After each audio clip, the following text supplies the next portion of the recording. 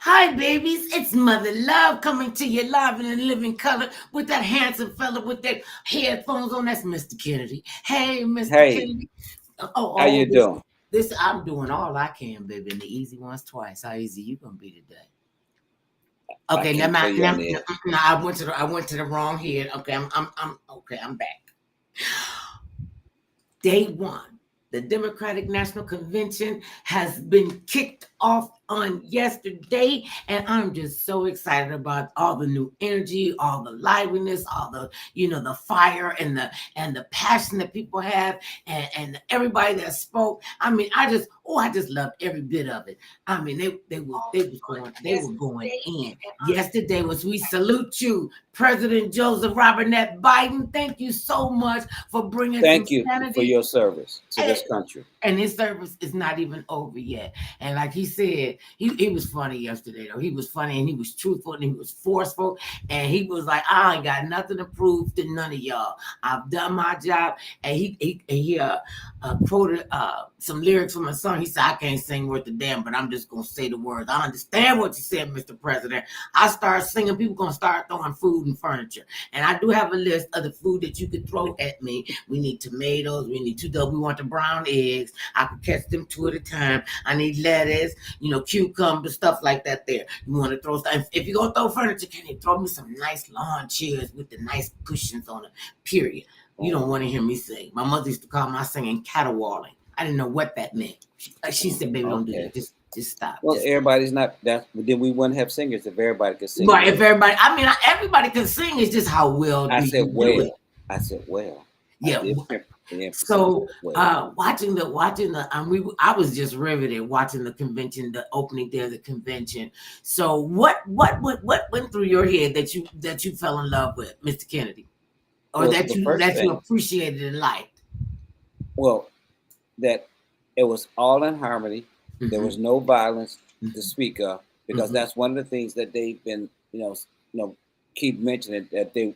It's like they wanted something bad, like the protest to get out of hand. Yes, there are people there to protest, but they're not getting out of hand with the protest. So that's a big difference because you know it, Mm-hmm. the news always look for something to run with the bleed with. Oh, there was rioting. Oh, that means that people are disgruntled, with the DNC. Any excuse to try to make a story when there isn't a story. I mean, everybody has the right to protest because if Right. you see something that you don't particularly like, you should You protest. should speak up, and that's what America is about: having free speech, being able to say what it is that we mean, and that it's okay, and that it's Yeah. all right. We can speak up, and a lot of us have not been speaking up and speaking out. Well, they just showed up on yesterday. I'm just excited about today. Okay, I've Okay. been trying to wrestle in my head which one that I like the best. Who was my favorite? Everybody was my favorite. Jamie Raskin. Everybody. This guy, he came on and they was letting them have it, letting them have it. There were it was like all bets are off. We're gonna tell you the truth, and this is what we feel like, and this is what we're gonna do. Whole time when we were watching, I was saying, tell us how you really feel. Tell me what you really feel, Raphael Warnock. Tell me how you really think about these people. Oh, and then he took them to church. Did he take us to church yesterday? Yes, he did. I mean, all of was telling, a convincing story on why, if we are paying attention to this election cycle, we need not to put a criminal back into the White House. I mean, what did I say to your kids when you're telling them that you want somebody who's been convicted of 34 crimes to be the leader of the free world? That I mean, 34 crimes. He cheated on all three of his wives. He lied about it. He tried to pay a porn star hush money. Who said it all? I just love her. Her Jasmine Crockett. She is from Texas, and what they said, don't mess with Texas. Don't mess with her. I always say when you see the little people, if I saw her and a bear in a fight, I'd give the bear a stick because she can open up. Matter of fact, she opened up a double can of whoop ass on him yesterday. I was like, oh, girl, she was just telling the truth. And this, I mean, it was just like everybody was like, oh, and it just worked so seamless. And when I keep trying to think when the people came out to talk about a woman's right to choose, and this husband and wife came on and shared their story. I mean, all of y'all are so brave. Oh, I'm so proud of all of y'all that y'all were willing to stand up, and speak out, talking about they lost their baby girl, and Yes. they wouldn't let her.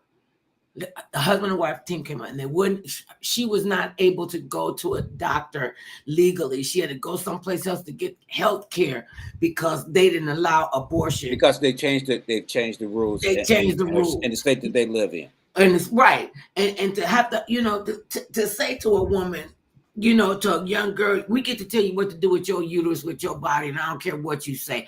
I don't care if your grandfather raped you. I don't care if you was gang raped and you got pregnant by, you don't know who you pregnant by. You still got to have that baby. They forget about the psychological, the emotional, the mental health of somebody who has to go through that. I mean, it's bad enough. The young girl came out and she said who she was, and Hadley. I remember her name, Hadley. And she came out and talked about how, she was a cheerleader, just the cute as a button. She was a cheerleader, and, she did this, that, and the third. And then she was raped. And they wouldn't allow her to make a decision about what she wanted to do. And the young lady in the middle who said, me and my husband tried IVF, in vitro fertilization. And that is not a cheap process, people. People really need to understand when women and families are willing to go through that process, to have a baby, to go through in vitro fertilization, because for whatever the issue is, they're whatever the issue is, and then to say that women can't, okay, like, they say our biological clock is ticking, and you need to have children in your childbearing years. And I thought your childbearing years came from the time you was 12 until when the time your period started to the time your period stopped. So now if you're 10 years old and your period start, which a lot of young girls are starting their periods, and they're growing breasts at such an earlier age, and to say to this kid, to say to this child, to her parents, you don't get to decide what happens to her. When these 4 people got up on stage in front of a world audience, because remember, this is being shown all around the world. Well, and they got up and said what the deal is. I mean, I just could not even imagine not being able to have a choice to what to do with my body. That's my choice. That's my decision. That's her choice. That's her decision. I couldn't even imagine having that right, that constitutional right, snatched away from me because some bobo here, want to be in control of everything, and you can't even control your own self. Please, really, that one got me. That one got me. That one got me. I mean, we was crying through the whole thing. I was crying through the whole thing. I mean, well, if you stop and think about it, I mean, that's one of the major issues of this year's election. I mean, no matter which side of the fence you're on, I think all women deserve the right to be able to make a choice for what they want to do with their body. If men were that concerned about women and them and their bodies, then you would treat women better. I mean, and all these laws that were passed, there's no law that they passed to say, well, the man will be punished because he got you pregnant. Without him being there, you would not been pregnant. There's nothing to say that you will be financially responsible and no way out for the next 18 years of your life that may make you govern yourself better when something happens. No, the fact that we don't look at both sides of the fence when there is 2 sides, because she never got pregnant by herself. But to punish her as if the man had nothing to do with it, that's not anywhere close to being right.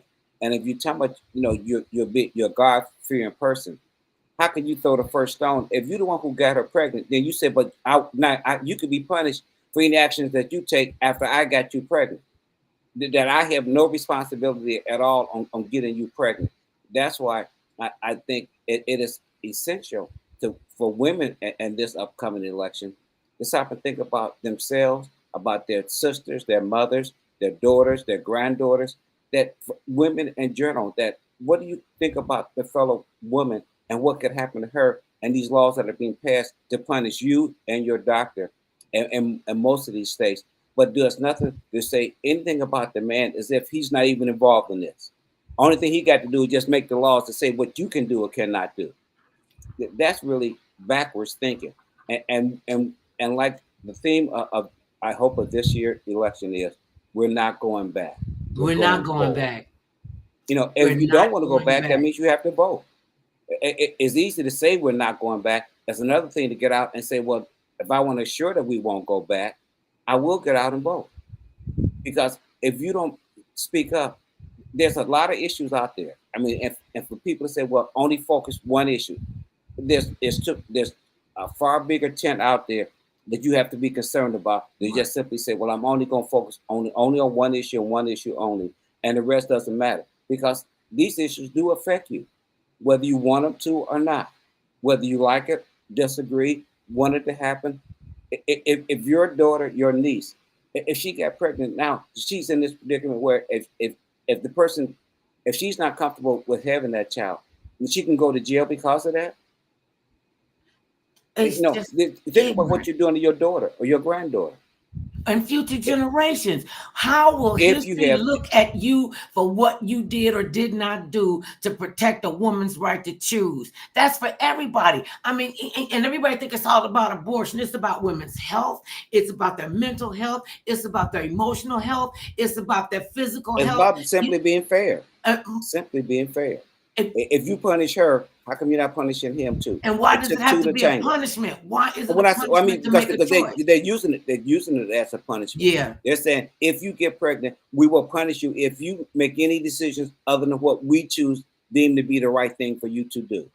And that's what's wrong when you telling someone that you're deciding how they can think, how they can feel, but you have no consequences if they say she did all that all by herself, so we're gonna punish her for that she did. And the child. You know, you don't know what kind of, I mean, I've seen women have babies that they didn't want. I mean, to the point where we got, when they start saying, you know, don't abandon your baby, bringing the baby to the firehouse and put them in like the mail chute. Yes. You know, and put them in a mail chute. I mean, it's people, see, that's what I'm talking, it's people who would probably give their right arm to be able to carry and have a healthy baby. And there are people who just take, you know, no big deal, just spitting babies out, one behind the other. We was talking to a guy the other day. He done hooked up and married some chick, got 11 kids with 4 different guys. And now he gonna come in and think he gonna play the daddy to 11 children? Really? I mean, but wait a minute. But even in that particular case, I commend him because he still saw something in her. Whether it's your cup of tea, my cup of tea, okay, I get it. I mean, no, you know, he still said, okay, you're not damaged goods, so I can't put a ring on your finger because I feel nothing. I just said that's a whole okay. You mentioned the fact that parenting is a full-time 24/7 thing. Yes, it is. Child. You got to go in understanding that. That's why you get a newborn infant, no name, no judgment, no. I mean, babies are born perfect, and then we jack them up. You know, I used to hear one of my, where she was, and more of an acquaintance that she was my friend. And when she first got pregnant, oh my God, she just was so in love with him. She couldn't wait to have his baby. Woo to wat the woo. Oh, so when the baby started becoming a reality and he's watching her belly swell, she about 4 or 5 months pregnant. He hats up. He gone. He has got, his mother don't know where he is. His family don't know where he is. She don't know where he is. They said they did. They said they did. Well, I believe them. You know, I believe them. I know because that they didn't know where he was. No, see, that's to me, that's just BS.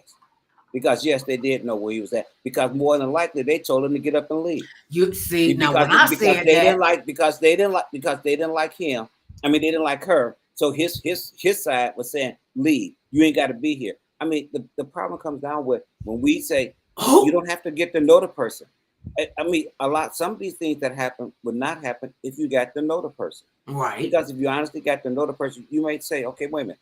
Oh, yeah, they nice on this end or they nice there. But would they really make a good mate to raise kids with? But if see, they're they not don't even the think person. they don't even think about stuff like that. They don't. They But you don't. They have don't to. sit down and think about, okay, how is this going to change my life? What am I going to do? Well, not How am just your I going life, to the be with this? child's What life, kind of the parent am I going daddy's to life. be with this child? You know, what kind of person am I that I would pick a guy that I would get pregnant by, and then as soon as I tell him I'm pregnant, he's gone.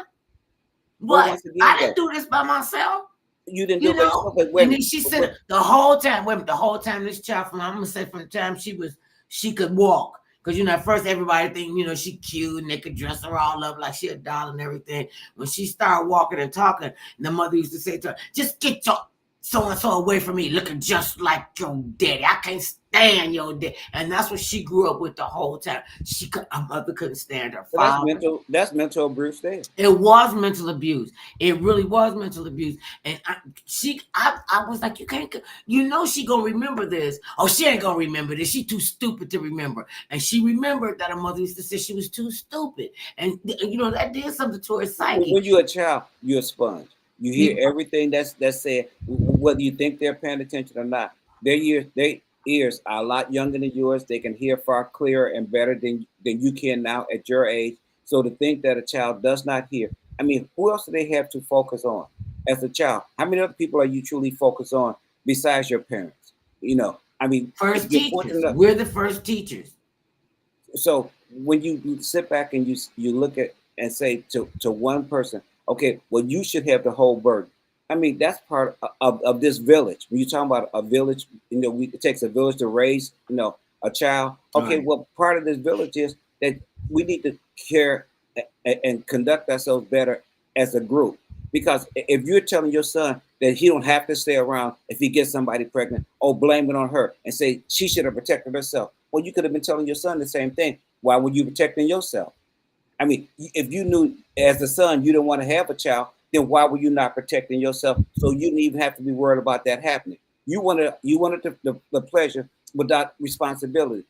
Both people are responsible when these things happen, whether you want to admit it or not, whether you want to accept Well, that's it or just the not. way the human bodies work. I mean, you and me, I'm we get agreeing, together, but I and said, maybe makes three.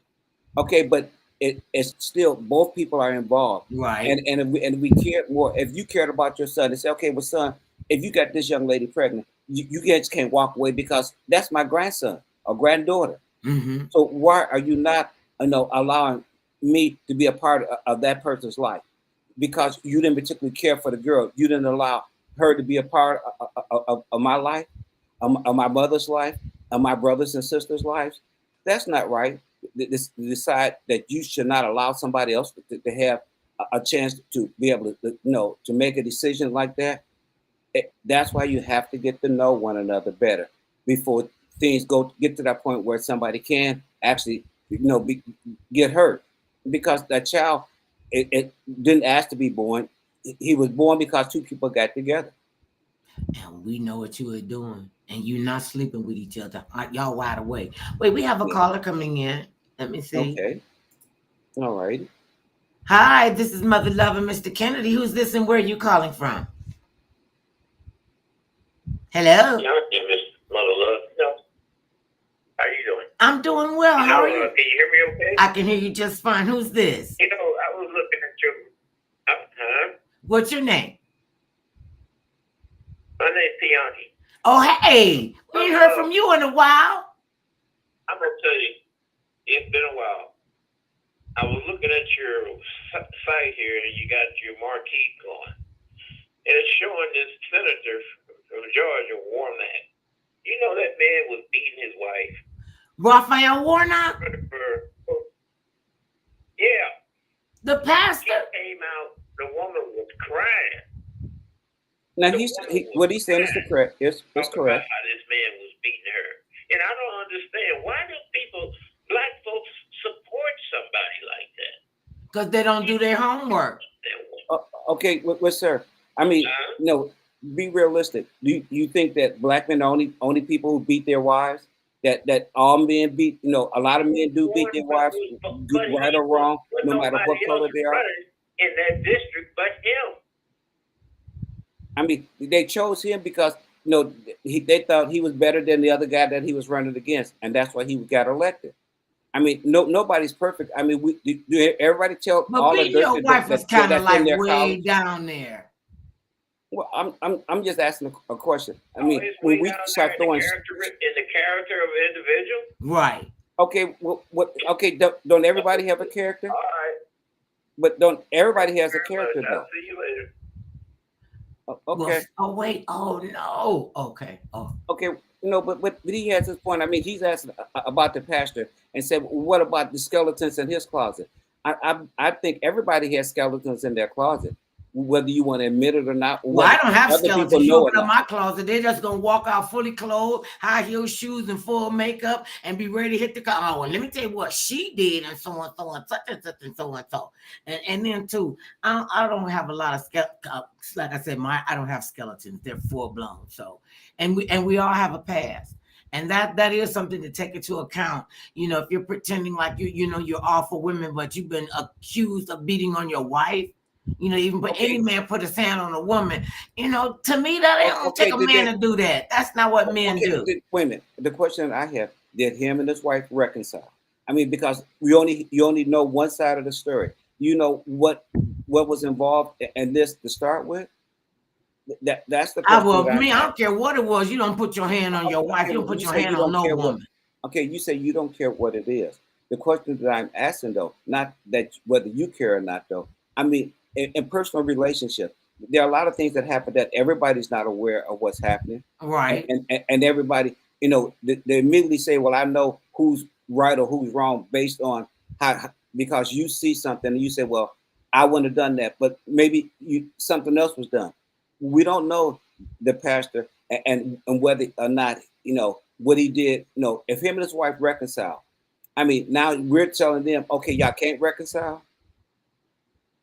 I don't know. I mean, because that's their choice. That is the choice of theirs. I mean, that's just me. And I'm just so grateful. And I'm just so grateful that you have never been that guy.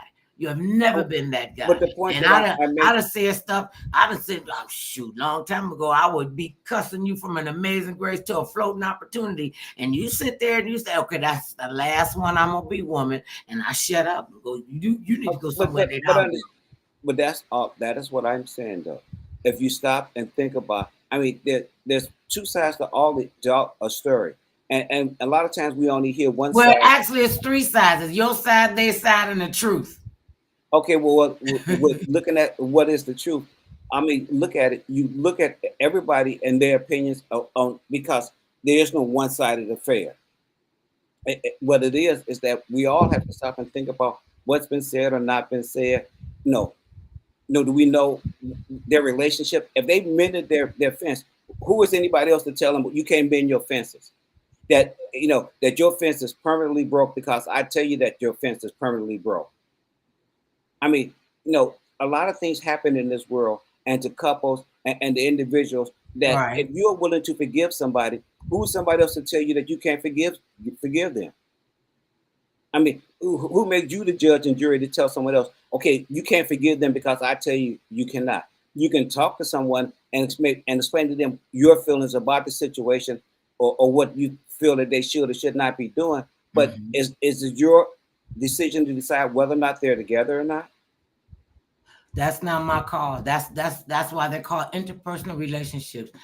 Oh, hey, wait a minute. What did I do? What are you trying to do? Wait a minute. Oh, hey, Prime Black. Oh, I just popped in real quick. I know.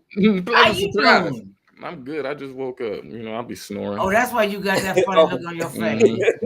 I just woke up. I don't know what time of day it is. But I'm a couple Black. jokes. Did you get to watch any of the DNC yesterday? No, I didn't. I was at work. So I actually get up and pick myself up by the bootstraps and actually go to work. No, I'm going to go back and look at it. That's a great thing to know. Keep you out of trouble. Yeah, keep me out of trouble. He's supposed to be working. James Brown said, if you don't work, you don't eat. Don't eat. So, plain and simple. That's what I told them when they called me for jury duty. They say, who can't be on jury duty? I said, me. I'm my lone income person. And if I don't work, we don't eat. They said, okay, bye. Okay, but I'm gonna get to it because I am going to do my studying of it because I have watched the Republican side and I am going to watch the Democratic side thoroughly on both sides. So just even at the end of the day, I'm still on the stance of what is the Black economic plan as a collective. So that's where my head is always going to be, is reparations is the only conversation for the young African Americans who are part of the lineage of the foundational Black people of this country. Because economically, when you don't have Black men involved economically, where they're not teachers in the schools, or not doctors in the hospitals, who are not facilitators in the livelihood of us, we've built this country, and to be kind of excluded out of the conversations, that makes it very uncomfortable. And that is the narrative, and that is the energy of my age range of what is an economic plan for the foundational Black young Americans in this country. And so that's what I want to hear. I don't want to be symbolized. I don't want to be enamored by the honeymoon phase of just the fact that we just got Kamala in office just a minute ago. She was just the most hated before Joe Biden bowed out when his numbers went down. And so I don't want to get confused or get glossed over with the haze of just celebrities popping up and everybody wants to come together now.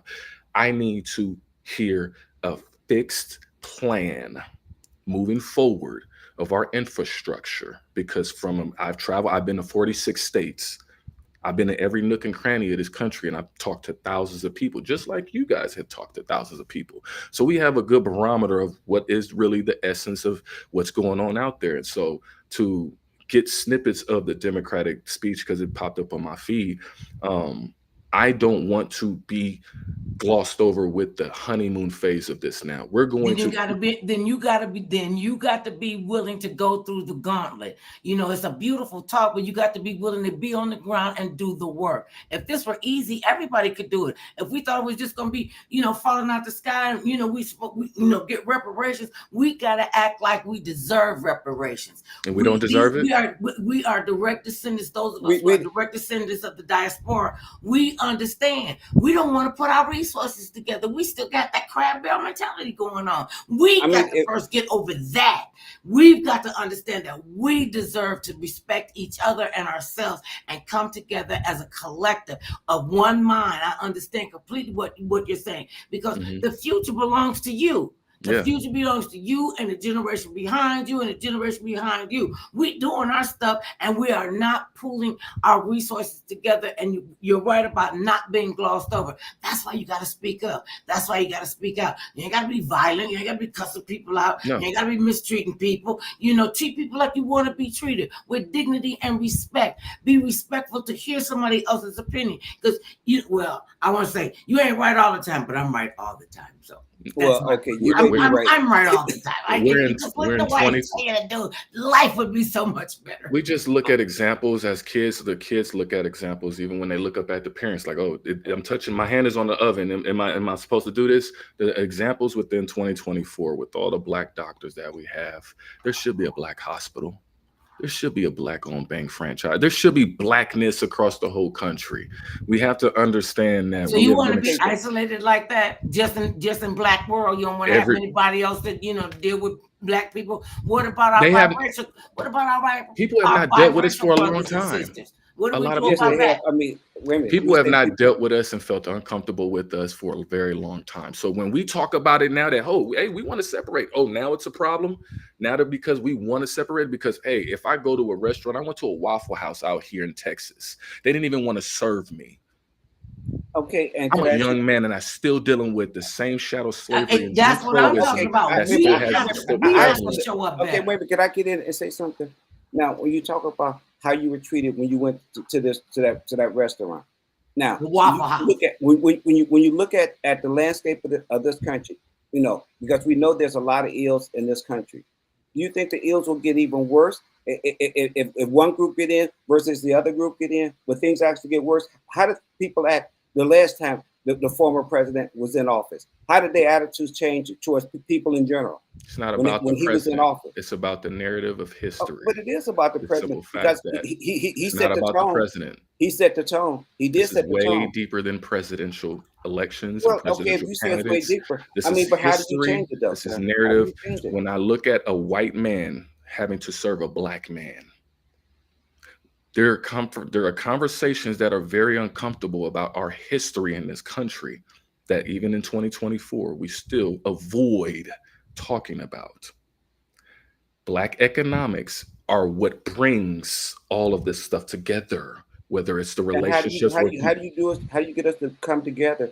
If when I look at some of the social sites who constantly call other black people out of their names on a regular basis, but then in the next breath you're saying we're gonna come together as black folks. How do you come together when you're calling somebody else, another black person, out of their name because you don't like what they did? I mean, if they looked at your record, could they look at your record and say, I don't like something that you did, so therefore I shouldn't want to work with you? Or if we're gonna work together as black folks, we all got baggage. All of us have baggage. We live in America. We have baggage, and to pretend as though your baggage is worse than my baggage, or this person's baggage is worse. If we're gonna come together as a group, we got to get past one to point fingers at one another and say, well, why didn't you do this? Or why didn't you do that? How will we ever get together to achieve what we want to achieve if we keep pointing our fingers at one another? Because communication is key. Miscommunication leads to misunderstandings. If we're not communicating and we're actually not thoroughly understanding is the key to healing. If you're able to understand the pain that I feel that watching my ancestors and my elders struggle, and then not have anything reciprocal to be able to tangibly pass down to us, and I can look at people who are not actually working, nepotism. They did that. No. And our ancestors all black did people that. are not in that boat. When you think, a lot. Why of don't we people have our own black talk Cadillac about then? slavery and from all the way Because from we chose not to build. We're talking about. people don't want to You're talk blaming about somebody else for what we haven't done. I mean, wait a minute, who's to blame for us not having a Cadillac, our own Cadillac or our car? I mean, do we decide as a group we're gonna build a factory to have a car? We haven't though. Go ahead. So that's what I said about looking at when you start pointing fingers. Wait a minute, you saying, okay, well, this person didn't build a Cadillac. He had enough money. He should have built the first car factory for black folks by himself because he had enough money. Okay, do you go and talk to him about building that factory, or you go and you tell him, okay, you're wrong for not already have built that factory already? Or that hospital. Or that hospital. Not building it because he hasn't already. For these black doctors, these black students to go to a medical school so that they can have a if you can call it a black hospital, with all of the prominent, I didn't know if I was going to build all the prominent and successful professionals that are in the black community, whether they're doctors or lawyers. You have lawyers who prop up white firms. You have black doctors who work in white hospitals. We have an issue with supporting and suppressing our ability to actually have group economics because we are we're pacified. We're oppressively capitulative. We're dealing with Jim Crowism. We're dealing with the Willie Lynch letters where we have been buck broken in front of each other, whether our men in front of our women or our men in front of, and so we are dealing with a dynamic of PTSD, post-traumatic slave disorder. We're still dealing with the Stockholm syndrome of not. And how do you fix it? You have to be ye separate, saith the Lord, touch not the unclean thing, and I will receive you, and I will be a father unto you, and ye shall be my sons and daughters. Okay, wait a minute. Everybody believes in that Lord, though. It's not like we're the only people who believe in that Lord. We mixed church and state. When we mix church and state together, that's where the dysfunction and the confusion and the corruption has been. So the fact that everything has to be scrapped, we have to reset. This is the miseducation of Lauryn Hill. But I have a question though. When you say that the miseducation, now where do you get this education so you change how you think? From our elders. Okay. If this is passed down at the dinner table, if I'm talking to you right now and you already have a bias notion to defend yourself against me. It's a difference between asking a question and questioning. You're already insulting my intelligence as if I'm not even capable of having the capacity. You tell me that I'm not insulting you. Okay, you know what? I'm not gonna have this. I'm not gonna have. Everybody got their opinion. This is about the growth of what we're trying to do in and sharing your thought with us. Thank you very much. And okay, so we're going back to our conversation. Do you feel like you've been slighted? Do you feel like you've been slighted in society? Yes. I've had to work. What do you expect from society? Who do you hold accountable for that, though? When you say you feel slighted, who do you? I mean, because capitalism. Capitalism and has capitalism been. is out there for everybody though, because We have been on capitalism is what you Baltic said will Avenue for cure a us long of our time. ills. You know, you You said that guys are talking capitalism will over cure us each of our other. ills. We have And been on how do we get Baltic cured of our Avenue. ills if we don't learn how to We have talk to one another to cure ourselves? We we can't have cure to ourselves by heal. not talking. We have to hit the reset button. We have to heal. To reset it to where? Our families have been ripped apart. Our men have been told that you don't even have to be involved in your baby's life. You can get her pregnant and you could leave. There's a single parent, you know, that raising kids and she don't know, you know, she robbing Peter to pay Paul to keep the child fed and the fathers are off God knows where off what they're doing. I mean, You know, they that's get up the and they first thing. leave, Well, to me, leave down wait a south minute. or up north or wherever they are. And then they get, you know, the kids go, well, where's my dad? Girl, baby, I don't know where your daddy is. That's not how you raise children. You have Okay, got to be the but that's adults part of the in the restart. room. Wait a minute. And we're That's part not. of the, but that's part of the restart because we know in this country today, more than half of the families are run by a single person. Okay, what are we doing? You say, wait a minute, don't walk away from your woman. Don't walk away from your man. If y'all made a child, y'all two should stick it out and work this together. If we don't figure out how to cure that ill, because that's the first sin. You made a child, but then you feel that you can walk away from her and then say, okay, well, if whatever happens, just happens because I'm not there. We're not talking to our kids to tell them not to walk away from somebody they make another child with, they make another human being with, because that does matter. That's where the healing starts. And you can't tell me that only the woman is there and the man don't have to be there. But if she don't figure everything out and make everything perfect for that child, it's all on her. We have to understand that humility is the key to a lot of things right now. We have all been weaponized, whether you're older, whether you're younger, whether you're male or woman, collectively or individually. We have dealt with a lot of attacks. Things have been weaponized, or women have been weaponized against us. Men have been weaponized against the women. At the end of the core issue of everything, economics has been the engine for our society. And if we're going to play the game, we better know the rules. And to not have any agendas being put in place for us to be able to have access to the capital. I can't walk into any one of these banks as a black man right now with a good credit score, whether I have tangibles around me right now, and get the same treatment as any of my white counterparts. We have to understand the dynamics of me as a black man going into the political realm, and I'm asking for the access to the capital because the capital is what who are you asking for the access black for the man in the capital home. Okay, who are you asking for the capital from, education? But you're asking the capital from the white man, though. When you said you go into the bank, I'm not asking them for that. Not asking them. That is what you just said, though. Wait a minute, you said if we had the capital, the resources to be able to achieve the ills in our society and our black society. I didn't say I was asking them. Okay, where would the capital come from? Okay, where would the capital come to? And to say, I mean, it has to come from somewhere. It's not in the air.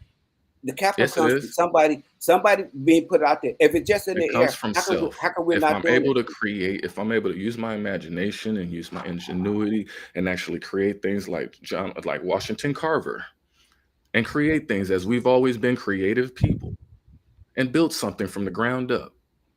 Something noble, something very prominent. Every single black person? There's a lot of people that are like that. I said it wasn't a lot. I said, but it's not all though, because there's no one group that everybody is the chief. There's no one group that everybody's the chief. It's hard when you give up. It's hard when you give up, when you're living with so many oppressive things that make you give up. And look how many brothers that gave up and said, "Oh man, look at me if I would have ever gave up." And all the stuff that you guys have known me if I would have quit and gave up. Look at all the brothers that are out here, all the sisters who have to get on the stripper pole now because they're like, man, I almost gave up. We have to think about the trauma that we've gone through. You are the exception then. Okay, well, y'all traumatizing me. We getting ready to move on. Y'all done got too deep.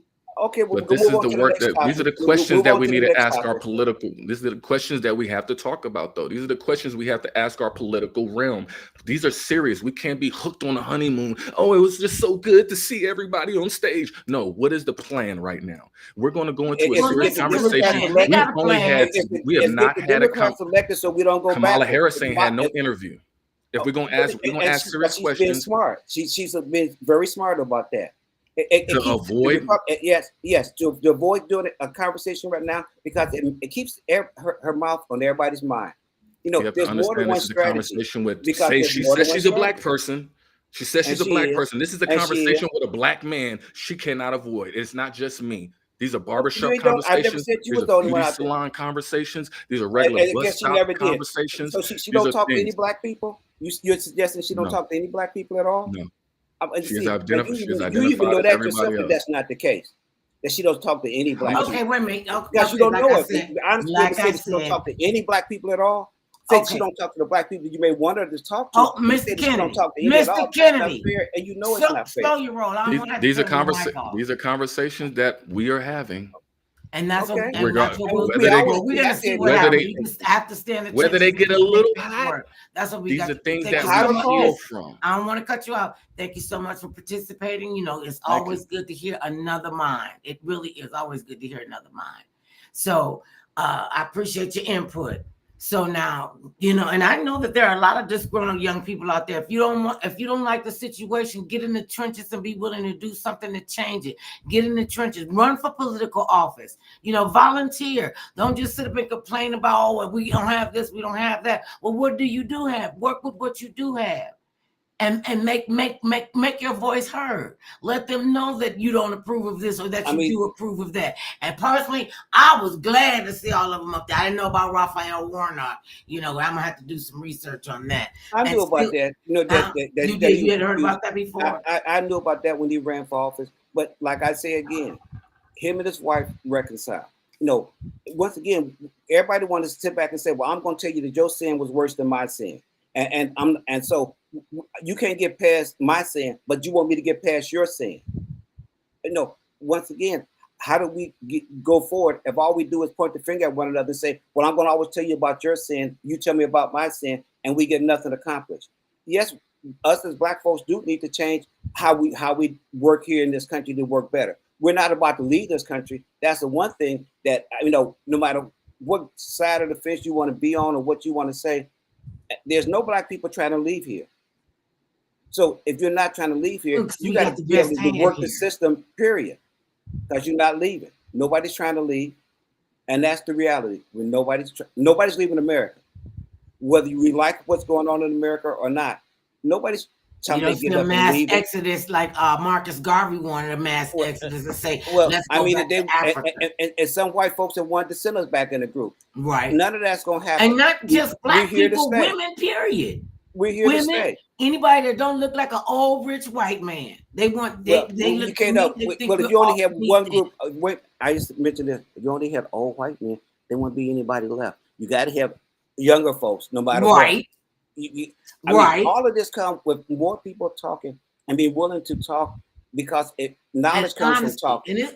And sometimes these conversations are gonna get bloody. They're gonna get nasty. They're gonna get emotional. I mean, I've been knowing that since I was a kid growing up, listening to people voice their opinions about stuff, and it would be at a fever pitch in our house, and it sounded like it was just gonna be a big giant family fight. And we were talking and getting it out, and we're allowed to express ourselves. All the time we didn't agree with each other. And everybody is not going to agree with each other for everything. That's just not the way that the world works.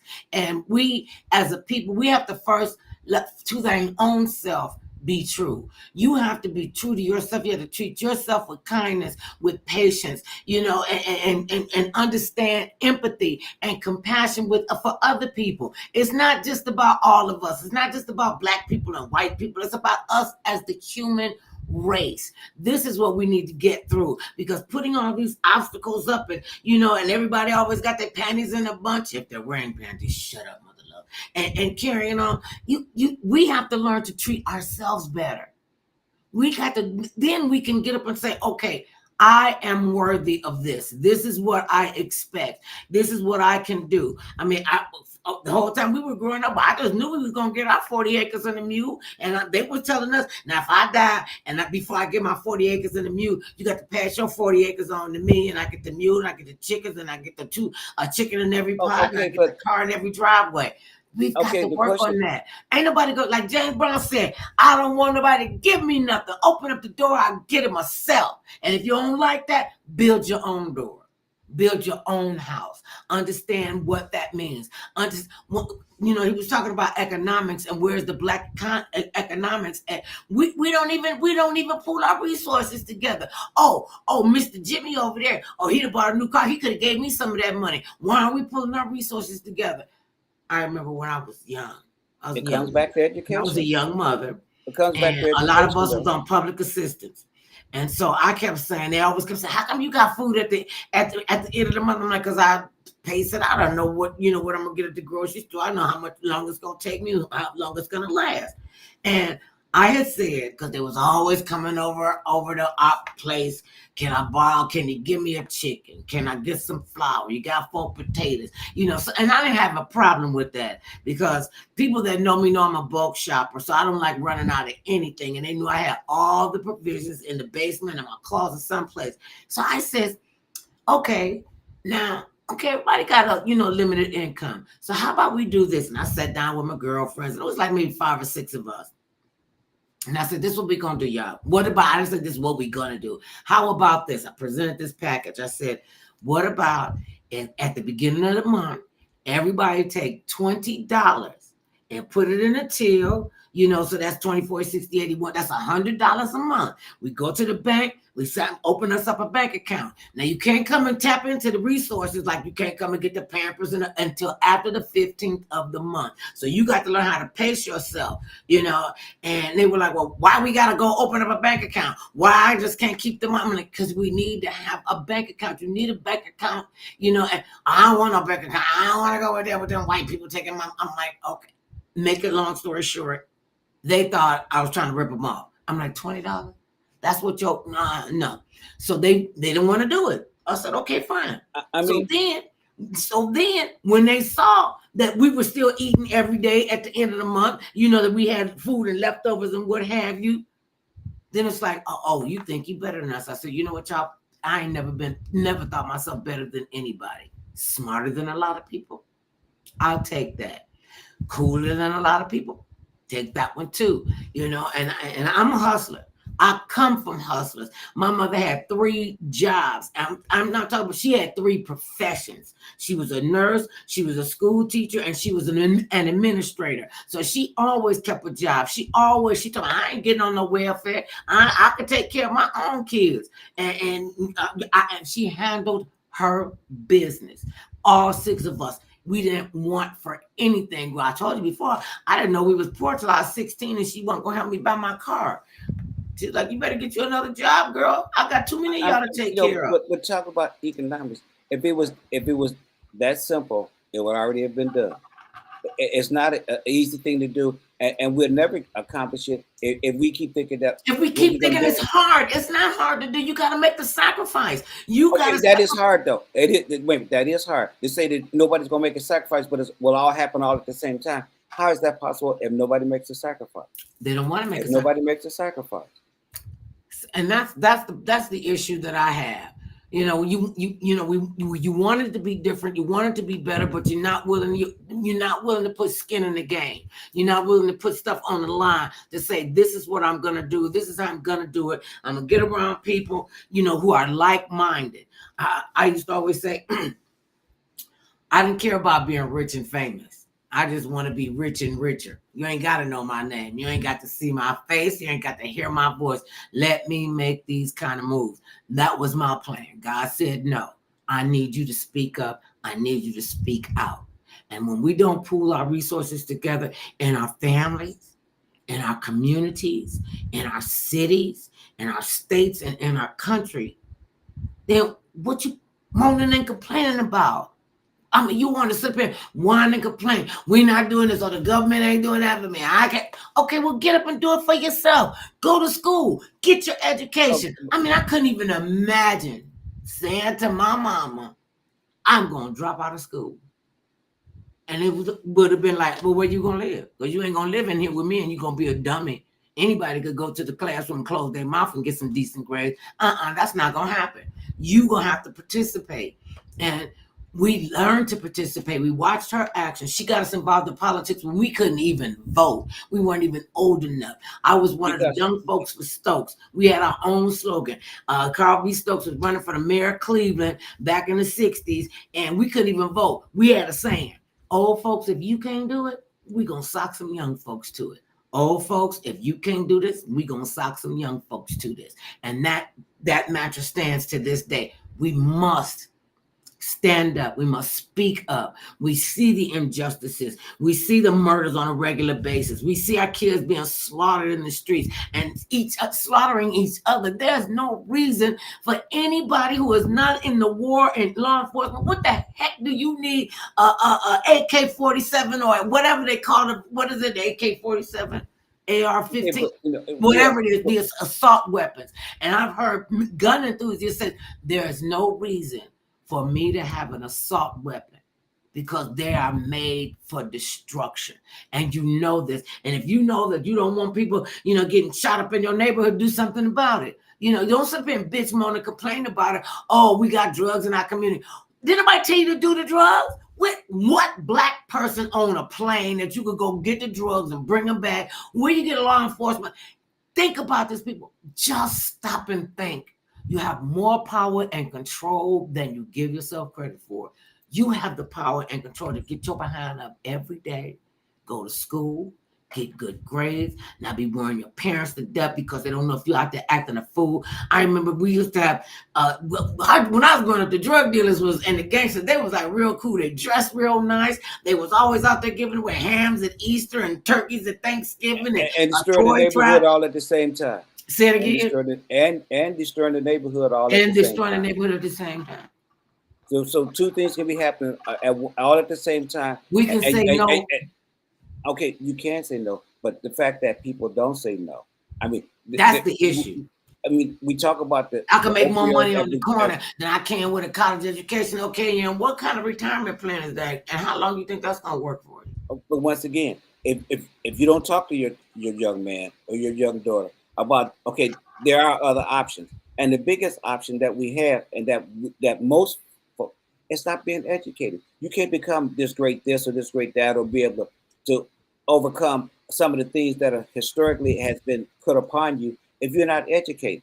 You'll keep going for the same things over and over again because you never got educated to be able to see the difference. And then it's easy to say, well, how come this person didn't do it? How come that person didn't do it? When you start pointing about what this person didn't do, look, you got them other fingers pointing back at you. What did you do? Did you get out there and protest? Did you actually carry a sign? When you're talking about what someone else didn't do, what did you do? Did you get out there and protest? Did you end up going to jail for your beliefs, for your cause? No, what did you actually do? Or have you actually started a bank and you're saying, okay, well now here we're working together for this to achieve this goal. Okay, now you start talking to people about putting their money together because it does take money to achieve anything. That's right. In this world, and the more people that you get to collaborate with one another, the better your odds are that you will be able to accomplish the things you want to accomplish. If you never, I want to say this about the financial institutions and black people in banks. One of our great leaders, Danny Bakewell Sr. and his family, the Bakewell family, they own the LA Sentinel. They own a lot of property, and they started a bank, One United Bank. Yes. And we took our money right out the bank and went right over there to the bank and opened up a bank account. And black people said, well, I ain't putting my money in the bank over there with them. But you could go to another bank that don't give a flying crap about your behind and not looking to loan you any money. And if they do, the interest rate is going to be through the roof. I mean, when banks and credit card companies charging you 35 or 36%, shoot, the loan sharks only charge you $25 on $100. But still, they did not want to pool their resources together and go and support this bank like we should have. That's what we should do. That's what we could do, but we did. We did do it, and we could have, and we should have. When we talk about solving some of the issues, the only way to solve them is by being willing to work together, by not name calling. Because all you do is call me out my name. How do you expect me to work with you if you calling me out my name and saying, "But work with me"? We're trying to accomplish this for our people, but I'm going to call you and say that you didn't do this. You know, you when you lazy, start pointing you fingers, trifling, you don't show up on time. look back and look and see what did you actually accomplish yourself. Where's your example that you show somebody? Okay, I did this. Now I accomplished this. You know, for my group, I accomplished that. I mean, everybody has something that they could do better, and I mean, we're not perfect by no means, none of us. I mean, but we and can that's be why excellent. And we we can can be work. excellent, and we can work together I as mean, a well, that's positive why collective. And that's the mentality that we need to have. Not sitting okay, up isn't that arguing why and fussing and complaining about what's going on. Okay, we see what the issue is now. The next thing is we see what the issue is. okay, I have a question. How we gonna work through that and get to Okay, the other back side? to the DMC last night. Okay, them trying to put an agenda together. When you tell people look at apples to apples. If you looked at the Republican convention and you saw what they had to say and their vision, what they said they would do for America if they were put in power. Okay, that book that's going around that people are not talking about, the 2025, on how they want to abolish all these different the 2025 Project 2025. Yes, on how they want to dismantle all these different Everything. Okay, Public school that system. Get affects rid of the everybody. EPA. I don't care. That affects everybody, not just some people. Everybody. They don't care about having clean water, clean air, none of that. And we've got to get in and understand who we are, whose we are, and what we want to do. Wait, I just want to get your take on this. This is a pivot. Yes. Okay. This is a pivot. I was reading a story about this new pastor that was going to be introduced to his new congregation. Yes. So he wanted to know what kind of parishioners he had and, where their head was. Yes. So he decided that and he dressed up like a homeless person. He laid on front of like in a corner on the church step. He said all the people coming into the church, only 3 people even acknowledged that he was standing there. Oh, wow. So when he gets up and everybody's going to the church, he gets up and he walked down the aisle to the front of the church, and they tell him, and he got on his tattered clothes and what have you, and they tell him, the congregation, oh no, you can't sit up here. You're an embarrassment. You got to go sit in the back because you ain't looking right. You go sit in the back. He got up, he walked down the aisle back to the back of the church, and people, how they be whispering in church, Satan is up there in the church, like you wouldn't believe. Look at him. Who is he? So then when they got up and it was time to introduce the new pastor, he gets up and he walks to the front of the church, and they going, what is he doing? He gets up, walks up there, to the pulpit, introduces himself. He said, I just wanted to know what kind of congregation I was going to be working with. We're not going to be that. We're not going to be the church that overlooks people. We're not going to, pass judgment on somebody. And now, it was that a cool way to do it? Was that kind of like, let me see, what kind of people going to be in the church? And he should have done that. I mean, I thought the preacher, if anybody's supposed to tell the truth, the preacher's supposed to tell the truth. Okay, what he was trying to show his congregation that he was about to lead is that don't look down on the least of us. Right. Because who knows if you may not be one of the least one day. I mean, yes, you may be on top today. Who knows what may happen to you tomorrow? Right. So if we stop, I mean, we know, and it's a fact, we all know that there's homelessness throughout this country. I mean, you don't have to walk far to see somebody homeless now, unfortunately. No. But in saying that, do we give up hope on trying to help people, on trying to rehabilitate people? I mean, anybody can fall down. How many of us are willing to try to help pick them back up again, though? How many people are willing to try to help pick you back up? Or is they willing to say, if you fall, just too bad, you fail? And it goes to that adage, don't kick a person when they're down, and they kick you in 90 seconds. Oh, really? Dang, that went by real fast. I was kind of torn about the way that he went about things, but they were honest, because they didn't put on air. They knew they didn't want to, look at him. And that's part of human nature too, though. But unless you be minded about the least of us, sometimes we're willing to overlook the least and say, well, because I made it, then I can put my nose up to anybody who's beneath me. That's part of the problem we have in this country. And the Bible says you don't treat people any kind of way. Jesus Christ said, what you do to the least of us, you do to me. You'll never know who you're entertaining. You could be entertaining angels unaware, and you don't know who they are, and you want to pass judgment on them. You gotta think about it. You ain't perfect, okay? You ain't never gonna reach perfection. Your name ain't, Okay. you ain't the holy one. You know, we all fall short of the glory of God. Our responsibility is to uplift ourselves and uplift each other. That's what we got to learn how to do, and do it so well that it's second nature. You know, you shouldn't have to force yourself to be nice to anybody, and especially yourself. We had a right lively conversation today. Thank you, Prime Black, for joining the conversation. Thank you, Mr. Kennedy. Remember, you can see us on all the platforms: Facebook, Twitter, Instagram, Jeep, all of that, Messenger and everything, Twitter. And just know, remember this: no matter how big or tall, short or small, thick or thin, matters not what skin you're in. Everybody can use some other love now and then. Peace, my babies. Watch the Democratic Day 2.